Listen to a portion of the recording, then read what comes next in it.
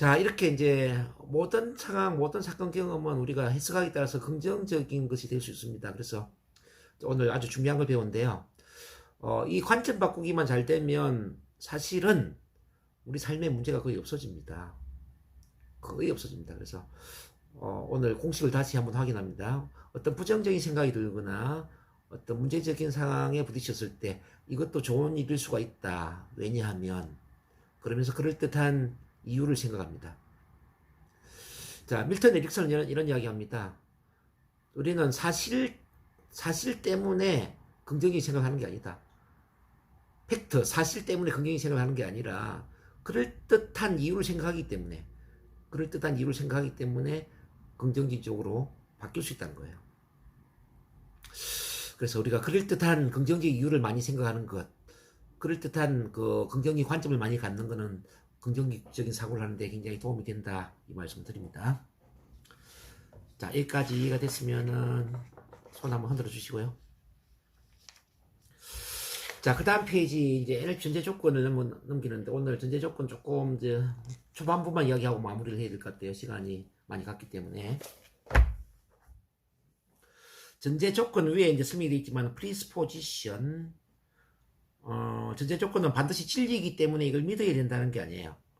반드시 진리이기 때문에 믿어야 된다는 게 아니라 이렇게 믿는다면, 이렇게 믿어본다면 당신이 보다 더 건강하고 행복한 삶을 살 뿐만 아니라 더 큰 부와 성공을 끌어들일 수 있고 또 주변 사람들과 더 좋은 관계가 될 수 있다면 한번 믿어보겠습니까? 뭐 이런 거죠. 진리이기 때문이 아니라 한번 이렇게 믿는다면 좋은 일이 일어나는데, 믿는다면 이렇게 좋은 일이 일어날 수 있는데 한번 믿어보시겠습니까? 이런 거죠. 한번 믿어보시겠습니까? 한번 믿어보실래요? 네, 믿습니다. 아, 네, 네, 네. 자, 전제 조건이 얼마나 이게 효과적이냐를 제가 이제 옛날에 교육했던 경험을 좀 이야기해드리면 10년쯤 전의 일이에요. 어떤 절의 스님이 저를 찾아왔습니다. 절의 스님이 찾아와서 저한테 NLP 교육을 받았는데 그때 전제 조건 강의를 2시간을 들었어요. 그리고 소감 발표를 할 때 이런 이야기를 했습니다. 내가 절에서 20년 동안 수행을 한 것보다 지금 속세에 내려와서 NLP 전제 조건 2시간 강의를 들으면서 깨닫고 느낀 바가 훨씬 더 많았다. 이런 이야기를 했습니다. 뭐 모든 사람이 다 이렇게 뭐 그 스님처럼 깨닫고 성장하지는 물론 아닐 수도 있습니다. 근데 이제 저한테 감히 정동 교수는 NLP 중에 뭐가 가장 좋아요? 이렇게 질문을 한다면 저는 감히 NLP 전제 조건이라고 이야기를 하고 싶어요. 이 NLP 전제 조건 속에서 저는 가장 큰 변화를 했거든요. 이 전제 조건을 제 것으로 만들면서 사고가 굉장히 확장됐고 새로운 어떤 긍정적인 신념을 갖게 됐고 또 세상을 바라보는 관점이나 뭐 삶을 바라보는 관점이나 저 자신을 바라보는 모든 관점이 달라지더라는 거죠. 저는 어쨌든 전제 조건이 너무 좋았습니다. 두 분 우리 이사님도 전제 조건을 통해서 정말 큰 변화가 되었으면 좋겠다는 생각이 들고요. 그리고 이제 이렇게 또 전제 조건을 한번 설명해 주시면 어떨까 싶어요. NLP를 우리가 종교가 아니지만 종교에 비유한다면 오감교다 그랬잖아요. NLP가 오감교다라고 한다면 그 오감교의 교리가 뭐냐? 교리가 뭐냐고 묻는다면 감히 NLP 전제 조건이다. 이렇게 이야기할 수도 있을 것 같습니다. 자, 그러면은 첫 번째를 한번 보겠습니다. 지도는 영토가 아니다. 이건 하나의 메타포적인, 즉 비유적인 표현이에요. 지도란 종이에 세상의 모든 정보를 담을 수가 없다라는 뜻입니다. 그런 것처럼 우리 두뇌, 우리 마음, 이 마음이란 지도에 우리 마음 속에 세상의 모든 정보를 담을 수가 없다는 뜻입니다. 자, 어제도 제가 설명을 드렸지만은 우리는 세상에 대한 정보를 오감을 통해서 받아들인다고 그랬어요. 눈으로 보고, 귀로 듣고, 피부로 느끼고, 코로 냄새를 맡고, 입으로 맛을 보면서 세상에 대한 정보를 받아들이는데 우리 두뇌의 용량 때문에 모든 정보를 받아들일 수가 없다라고 했습니다. 관심이 없는 정보는 삭제가 되고 또 과거의 경험에 의해서 왜곡이 되고 또 일반화가 되면서 우리 두뇌에 들어오는 정보는 아주 미약한 정보가 들어온다고 이야기를 드렸죠. 초당 들어오는 유입되는 정보가 초당 200만 피터, 5만 자 정도에 해당된다면 우리 두뇌에 들어오는 정보는 134피터, 7 플러스 마이너스 2, 5자에서 9자 정도의 아주 미세한 정보만 들어온다는 거죠. 이걸 이제 우리가 비유를 해본다면 세상에 대한 정보가 우리 부산에 가면 해운대 백사장이 있습니다. 해운대 백사장 전체 모래의 양이 초당 들어오는 200만 피트의 세상의 정보라고 할 때 우리 두뇌에 들어오는 거는 그 모래를 한 줌 집어서 다시 떨어뜨리면서 이 손바닥에 남아있는 모래, 이 미세한 모래의 양이 우리 두뇌에 들어오는 정보다 이렇게 이해할 수 있습니다. 그만큼 우리 두뇌에 들어오는, 우리 마음속에 들어오는 이 정보는 너무나도 미약한 정보라는 거죠. 근데 대부분 사람들은 자기 생각을 믿는다는 거죠. 세상에 대한 정보에 반응을 하는 게 아니라 자기 두뇌의 이 마음의 지도에 반응을 한다는 거예요. 그래서 이 마음의 지도가 잘못돼 버리면 어떤 경우는 뭐 이단 종교에 빠지고, 그죠? 옛날에 그 저기 일본에 보면 오음진리교라고 있었잖아요. 오음진리교. 오음진리교에 빠진 신도들이 뭐 사람들을 죽이고 뭐 독가스를 살포하고 이런 게 있었죠. 또 어떤 이단 같은 경우에는 집단으로 이제 자살을 하는 경우도 있습니다. 한 20명 정도가 약을 먹고 집단으로 자살하면 천국 갈 거라고. 이게 잘못된 믿음은 이렇게 집단 자살이나 뭐 살인이나 이런 비극을 만들게 되죠. 그렇지만 또 반대로 이제 우리 테레사 수녀님이라든지 또는 헬렌 켈러라든지 이런 긍정적인 지도를 가지면 위대한 삶을 살게 되고 사랑의 삶을 살 수 있고 사랑의 세상을 만들 수 있는 그 큰 힘이 있습니다. 자, 그래서 이제 우리가 이 지도를 어떻게 만들어야 되느냐. NLP 훈련의 목적은 올바른 답을 찾아주는 게 아니에요. 올바른 답을 찾아주는 게 아니라 올바른 답을 스스로 찾을 수 있는, 스스로 올바른 답을 찾을 수 있는 풍성한 지도를 만들어주는 겁니다. 풍성한 지도, 풍성한 마음의 지도를 만들어주는 겁니다. 좀 전에 우리 관점 바꾸기를 배웠지만은 보통 사람들이 한 가지 생각에 집착되어 있을 때 우리는 두 가지, 세 가지, 네 가지 그 이상의 폭넓은 생각을 할 수 있는 그 풍성한 지도를 만들어주는 거예요. 인간은 풍성한 지도를 가져서 남들보다 선택의 폭이 넓은 더 많은 관점을 갖고 더 많은 해석을 하고 더 많은 그런 생각을 하게 될 때 스스로 올바른 답을 찾아가더라는 이야기죠. 그래서 어떤 사람이 이런 질문을 합니다. NLP는 기독교랑 비슷한 게 아니에요? 기독교와 관련된 게 아니에요? NLP는 불교와 관련된 게 아니에요? 전혀 아니죠. 전혀 종교와 관계없습니다. 기독교에도 잘 맞을 수가 있고 불교에도 잘 맞을 수가 있고 뭐 어떤 종교와도 관계없이 잘 맞을 수가 있습니다. 왜냐? NLP는 답을 제시한 게 아니거든요. 스스로 올바른 답을 찾을 수 있는 풍성한 지도를 만드는 게 훈련의 목적이기 때문에 어떤 종교와도 잘 맞을 수가 있다는 거 말씀드립니다. 어쨌든 풍성한 지도를 만드는 게 이제 우리가 긍정적인 올바른 삶을 스스로 찾을 수 있는 그런 길이 된다는 걸 말씀드리고, 그리고 두 번째 우리가 생각해야 될 것은 모든 사람의 지도는, 모든 사람의 이 마음의 지도는 어느 정도의 타당성을 갖고 있다는 거죠. 타당성. 누구 생각이 완전히 옳고 옳지 않다가 아니라는 거죠. 자, 우리 아까도 뭐 관점 바꾸기 우리 훈련을 했지만은 우리 오경수 이사님의 생각과 이상경 이사님의 생각, 또 저의 생각, 이 모든 생각들은 어느 정도의 타당성이 다 있는 거죠. 뭐 당신 생각이 틀렸어요가 아니에요. 자, 당신 생각도 옳아요. 그렇지만 나의 생각도 옳은 부분이 있어요. 뭐 이런 거죠.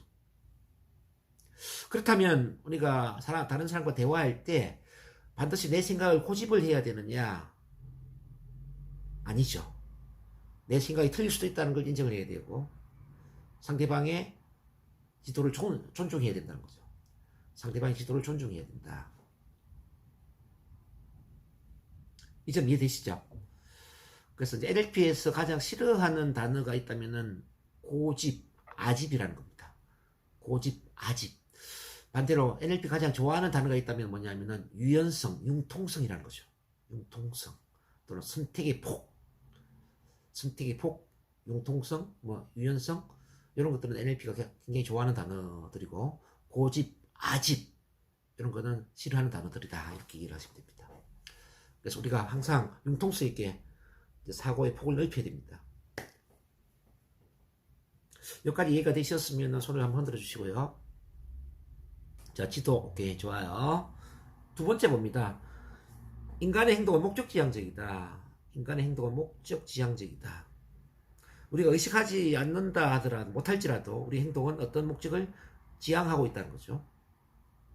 근데 이제 이 목적의 방향을 보니까요, 두 가지가 있어. 하나는 어떤 것에서 벗어나고자 하기 위해서, 어떤 것에서 회피하기 때문에 행동을 하는 거예요. 또 하나는 어떤 걸 이루기 위해서, 어떤 걸 지향하기 때문에 행동을 하는 거죠. 자, 내 행동이 어떤 것에서 벗어나기 위한 행동이냐, 어떤 걸 이루기 위한 행동이냐를 봐야 돼요.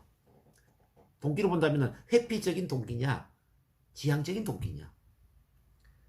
자, 똑같이 NLP를 훈련하는데 회피적인 동기를 갖고 있는 분들은 뭐 우울증을 치료한다든지 불안증을 치료한다든지 공황장애를 치료하고 소심한 성격을 뜯어고치고, 이런 것들은 뭐예요?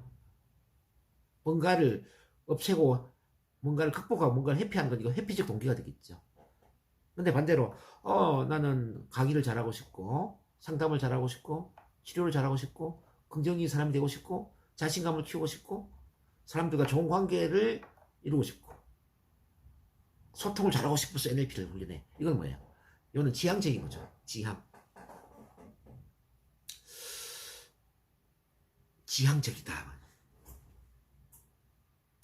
네, 중요한 것은 이 행동이 강력한 힘을 받기 위해서는 지향적 동기와 회피적 동기 둘 다 지렛대 역할을 해야 된다는 거죠. 즉 벗어나고자 하는 이 회피적 동기가 너무너무 고통스러웠어. 너무너무 고통스러워서 조금도 참을 수 없는 고통의 단계가 되면은 사람들은 행동을 할 수밖에 없어요. 그리고 이루고 싶은 이 지향적 동기가 너무너무 즐거웠어. 이 즐거움이 너무너무 컸어. 지금 당장 행동하지 않으면 안 되는 그런 강한 기쁨과 즐거움을 준다면은 또 행동하는 게 아주 쉬워지겠죠. 자, 큰 높은 빌딩이 있다고 한번 생각을 해볼게요. 한 100m 정도 높은 빌딩이 있어요. 100m 높이의 빌딩 두 개의 사다리를 넣어서, 사다리 지금 이제 그림으로 그려주지 못한 게 좀 답답합니다. 100m 높이의 두 개의 빌딩 위에 사다리가 걸쳐져 있습니다. 그러면서 저쪽 끝에서 사다리를 건너오세요 라고 하는 겁니다. 그러면 사다리를 건너가는 행동을 누구도 하기 힘들 겁니다.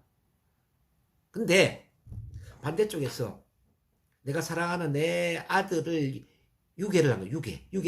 유괴를 해가지고 이 사다리를 건너오지 않으면은 내가 이 당신 사랑하는 아들을 내가 죽여버릴 겁니다. 이렇게 협박을 한다면 어떨까요? 그러면 사다리를 어쩌면 건너갈 수도 있겠죠. 또 이제 지향적인 걸 한번 생각해 보자고요. 자, 반대편에서 이제 이런 이야기 하는 거죠. 내가 돈을 1억을 줄 테니까 사다리를 건너오시겠습니까? 그럼 1억이라는 게 크지 않다면 건너가지 않을 거예요. 그럼 5억을 줄 테니까 건너오시겠습니까? 5억도 생명하고 바꿀 수 없는, 뭐 바꿀 만한 큰 돈은 아니니까 아마 건너가지도 않을 겁니다. 그럼 10억을 줄 테니까 건너올래요? 100억을 줄 테니까 건너올래요? 그렇다면 어떨까요? 100억. 사다리 건너오면 100억을 준다는데. 그러면 어떤 사람은 도전을 할 거예요. 자, 그래서 사다리를 건너는데 100억을 줄 테니까 건너오겠느냐, 또는 당신 아들을 내가 죽여버릴 테니까 건너오지 않으면 죽여버릴 테니까 건너오겠느냐라고 했을 때 우리가 사다리를 건너갈 수 있는 그 용기를 갖고 행동을 할 수 있다면, 자, 그 행동하는 힘은 어디서 나왔느냐, 그죠? 고통이 도저히 참을 수 없는 고통이 되고요. 즐거움이 참을 수 없는 정도의 고도의 즐거움이 될 수 있다면 우리는 행동한다는 거죠. 고통과 즐거움이 한계를 이루어야 된다는 겁니다. 아직까지 우리가 행동하지 못하고 있다는 것은 참을 만한 고통이고, 그저 그런 즐거움이라는 거죠. 그저 그런 즐거움. 그래서 우리가 그 상담을 하거나 치료를 할 때도 이 고통과 즐거움의 지렛대를 잘 활용해야 돼요.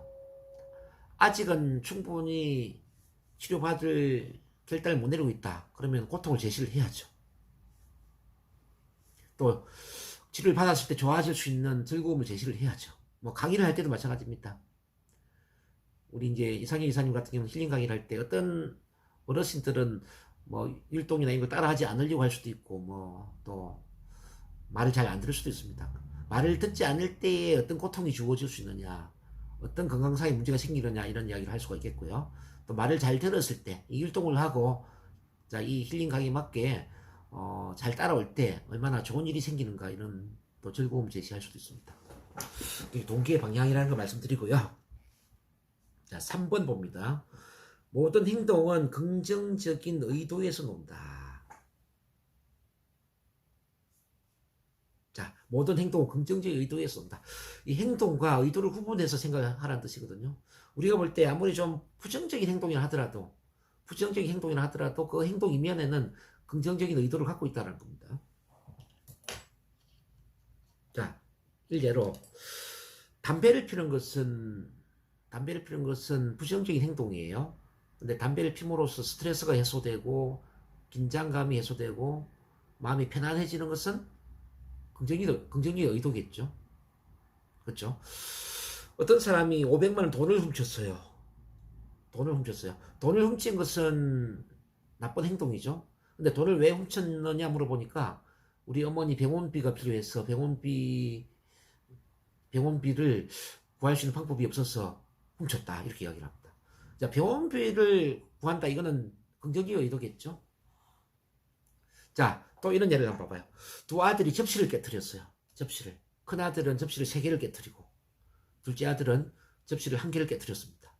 접시 깨뜨린 걸 보면은 큰 아들이 더 큰 잘못을 저질렀습니다. 그쵸? 근데 접시를 어떻게 해서 깨뜨렸느냐 의도를 물어보니까요. 큰 아들은 엄마가 맨날 맞벌이 한다고 집에 늦게 들어오니까 엄마가 너무너무 힘들어하는 것 같아서 엄마를 대신해서 설거지를 도와주려고 하다 보니까 엄마를 대신해 설거지를 하는 과정에서 접시를 떨어뜨려서 접시를 3개나 깨뜨렸더란 이야기죠. 근데 둘째한테 질문을 해봤어요. 둘째야, 너는 어떻게 해서 접시를 깨뜨렸느냐 이렇게 질문을 해보니까 둘째가 이런 이야기 하는 겁니다.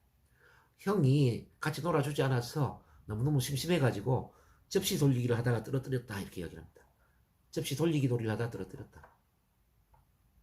이렇게 의도를 본다면은 누가 더 긍정적이죠? 그렇죠. 큰아들이죠. 우리는 이제 어릴 때 이제 이렇게 의도를 존중받았으면은 우리가 정말 그 참 자존감도 높아지고 자아도 긍정적으로 바뀌었을 텐데 우리 학교 선생님들이 이런 걸 잘 못했어요. 자, 시골에는 농사를 짓다 보면은 뭐 부모 심부름 때문에 학교를 지각할 수도 있고 또 뭐 결석을 할 수도 있습니다. 그럼 지각을 했을 때 너 왜 지각했니? 이렇게 물어봐야 되는데 지각한 사람 다 나와. 이렇게 손바닥을 때리거나 무지람을 할 수 있습니다. 근데 지각을 너 왜 지각하게 되었니 물었을 때 아버지가 심부름 시켰는데 심부름하고 오다 보니까 늦었어요. 이렇게 이야기할 수도 있고 비가 너무 내려가지고 홍수가 나서 다리에 물이 넘쳐서 자 건널 수가 없었어요. 물이 빠질 때까지 기다리다 보니까 늦게 왔어요. 이렇게 이야기할 수도 있지 않습니까? 그러면 이제 지각한 것은 나쁜 행동이지만은 지각을 한 의도는 긍정적인데 이걸 존중을 해줘야 되는데 학교 선생님들이 그 존중을 하지 못했죠. 그래서 우리 마음 안에는 나는 지각쟁이, 나는 부족한 사람 이런 부정적인 자아가 많이 형성이 돼 있단 말이죠. 이른바 그 지존파 혹시 기억나세요? 옛날에 그 살인 공장을 만들어 놓고 막 그 부자든 다 죽인다 했던 지존파의 두목이 누구냐면 김기환이라는 사람인데요. 김기환이가 왜 지존파 두목이 되었는가를 보면은 이제 행동에 대한 의도를 존중받지 못해서 그런 것도 있죠. 이 김기환이가 공부를 굉장히 잘했대요. 그래서 국민학교 1학년, 2학년, 3학년 때까지 학급 반장까지 했는데 근데 국민학교 3학년 때 담임선생님이 육성회비를 안 낸 사람 다 넣으라고 했대요. 육성회비를 안 낸 사람 다 나와 해서 뺨을 20대를 때렸대요. 그러면서 너 내일까지 육성회비 가져오지 않으면 죽여버릴 거야 이렇게 협박을 했다는 거죠. 근데 김기환이가 그날 집으로 돌아가면서 일을 갈았다는 거예요. 일을. 내가 돈이 없기 때문에 내가 가난하기 때문에 이렇게 뺨을 맞았어. 이렇게 꾸지람을 들었어. 내가 어른이 되면 부자들은 다 죽여버릴 거야. 이렇게 결심을 했다는 거죠. 만약에 그때 그 담임선생님이 이렇게 이야기했다면 어떨까요? 야, 기환아, 너 육성회비를 왜 못 내고 있니? 이렇게 물어보는 거예요. 그러면 김기환이가 그때 홀어머니 밑에 자랐기 때문에 저는 아버지가 없어요. 어머니가 혼자 공부를 시키다 보니까 집이 너무너무 가난하고 돈이 없어서 지금 못 내고 있어요. 제가 어머니께 말씀드렸어. 모이면 제가 육성입 달라고 할게요. 예를 들어서 이렇게 이야기를 했다고 한번 생각해봐요.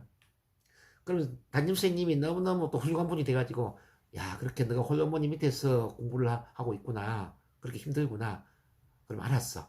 선생님이 대신 월급을 들어서라도 육성입을 내줄 테니까 대신 너가 다음에 어른이 돼가지고 선생님한테 꼭 갚아야 된다. 이렇게 만약에 담임 선생님이 육성입을 대신 내주면서 위로와 격려를 했다면은 김기한이가 어떻게 됐을까요? 굳이 살인 공장을 차리면서 살인 집단을 만들었을까요? 아마 그러지는 않았을 거라는 이야기입니다. 자, 이렇게 행동의 의도를 구분해서, 행동과 의도를 구분해서 긍정적 의도를 존중받는 것은 너무너무 중요하다. 그래서 우리가 죄는 미워하되 그 사람은 미워하지 말라는 말이 있습니다. 그래서 아무리 어떤 사람이 부정적인 행동을 했다 하더라도 그 행동 이면에는 긍정의 의도가 있을 수 있기 때문에 그 의도를 존중해야 된다는 거예요. 일단은 오늘 진도는 여기까지 나가도록 하겠습니다. 왜냐면 또 정리를 좀 해야 되니까 두 분 또 출근하셔야 되고 일단은 자 궁금한 것도 질문 받고 소감 나누는 시간 갖도록 할게요. 우리